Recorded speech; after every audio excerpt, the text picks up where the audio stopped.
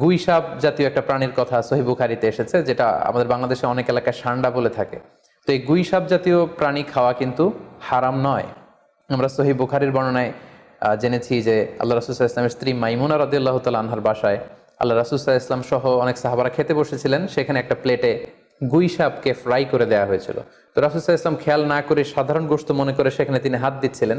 তখন অনেক সাহাবারা, মহিলা সাহাবারা বললেন, ইয়া রাসূলুল্লাহ, এটা তো দব, এটা তো গুইসাপ। এই কথা শুনে আল্লাহ রাসূল সাল্লাল্লাহু আলাইহি ওয়াসাল্লাম সেখান থেকে হাতটা সরিয়ে নিলেন। তো এই দৃশ্য দেখে খালিদ ইবনে ওয়ালিদ রাদিয়াল্লাহু তাআলা আনহু উনি জিজ্ঞেস করলেন, ইয়া রাসূলুল্লাহ, গুইসাপ খাওয়া কি হারাম? হারামুন আদ-দাব্বু ইয়া রাসূলুল্লাহ, আপনি যে হাত সরিয়ে নিলেন, গুইসাপ খাওয়া কি হারাম?